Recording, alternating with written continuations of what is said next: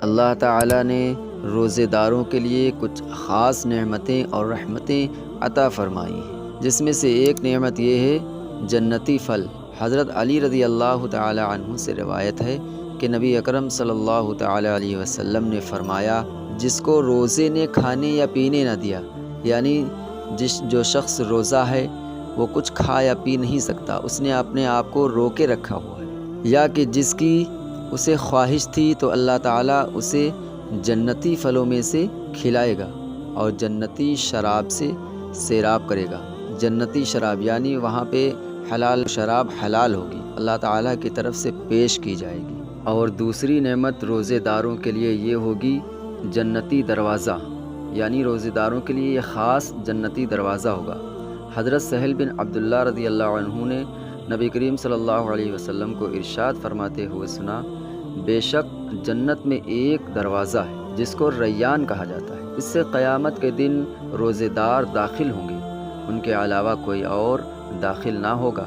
کہا جائے گا روزے دار کہاں ہیں؟ بس یہ لوگ کھڑے ہوں گے، ان کے علاوہ کوئی اور اس دروازے سے داخل نہ ہوگا۔ جب یہ داخل ہو جائیں گے تو دروازہ بند کر دیا جائے گا، بس پھر کوئی اس دروازے سے داخل نہ ہوگا۔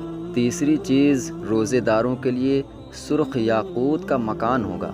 حضرت عمر فاروق رضی اللہ تعالی عنہ سے مروی ہے کہ نبی کریم صلی اللہ تعالی علیہ وسلم کا ارشاد گرامی ہے، جس نے ماہ رمضان کا ایک روزہ بھی خاموشی اور سکون سے رکھا، اس کے لیے جنت میں ایک گھر سرخ یاقوت یا سبز زبرجد کا بنایا جائے گا۔ چوتھی چیز روزے کی حالت میں مرنے کی کیا فضیلت ہے؟ ام المؤمنین حضرت عائشہ رضی اللہ تعالی عنہا سے روایت ہے کہ حضور پاک صلی اللہ علیہ وسلم نے فرمایا، جو روزے کی حالت میں مرا اللہ تعالیٰ قیامت تک کے لیے اس کے حساب میں روزے رکھ دے گا۔ اللہ تعالیٰ نے ماہ رمضان میں مرنے کی فضیلت بھی بتائی ہے۔ جو خوش نصیب مسلمان ماہ رمضان میں انتقال کرتا ہے اس کو سوالات قبر سے امان مل جاتی ہے، یعنی سوال جواب سے وہ بری ہو جاتا ہے، عذاب قبر سے بچ جاتا ہے اور جنت کا حقدار قرار پاتا ہے۔ چنانچہ حضرت محدثین کرام کا قول ہے، جو مومن اس مہینے میں مرتا ہے وہ سیدھا جنت میں جاتا ہے، گویا اس کے لیے دوزخ کا دروازہ بند ہے۔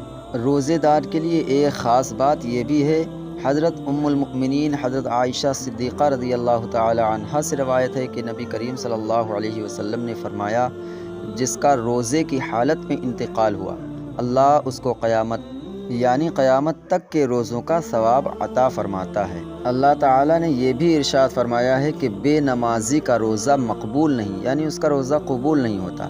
آج مسلمانوں میں نماز جیسے اہم فریضے سے غفلت عام ہے، حالانکہ یہ ایسا فریضہ ہے کہ جس سے کفر اسلام کے درمیان فرق و امتیاز ہوتا ہے۔ نبی اکرم صلی اللہ علیہ وسلم کا فرمان ہے، وہ عہد جو ہمارے مسلمانوں اور کافروں کے درمیان ہے نماز ہے، جس نے نماز کو ترک کر دیا اس نے کفر کا ارتکاب کیا۔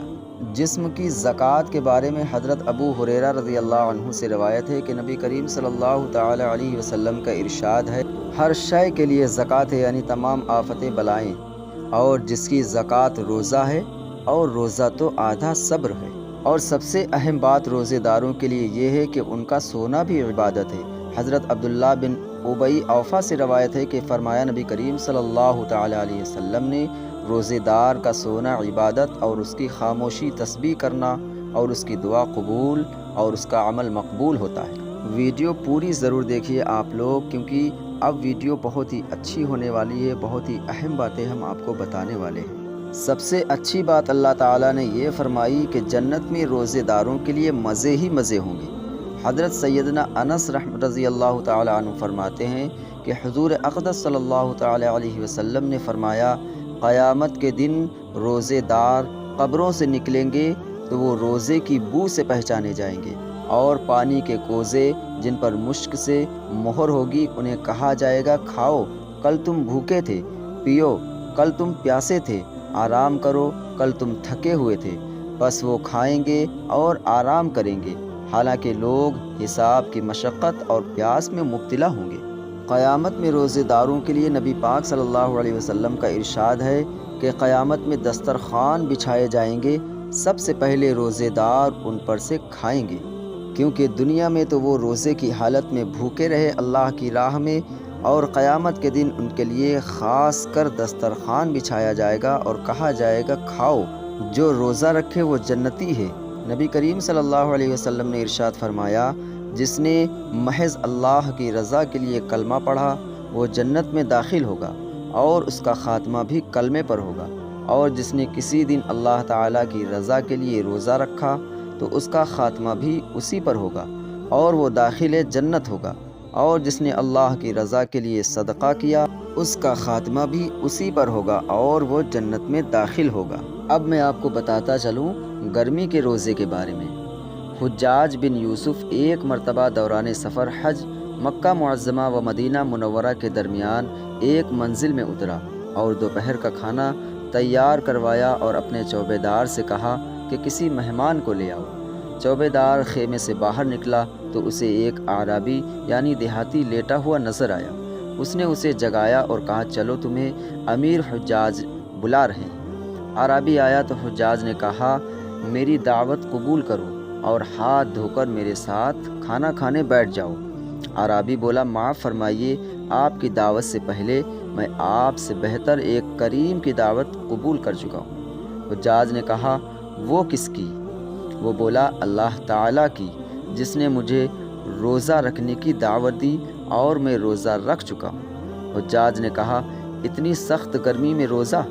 اعرابی نے کہا ہاں، قیامت کی سخت ترین گرمی سے بچنے کے لیے۔ حجاج نے کہا آج کھانا کھا لو اور یہ روزہ کل رکھ لینا۔ اعرابی بولا کیا آپ اس بات کی ضمانت دیتے ہیں کہ میں کل تک زندہ رہوں گا؟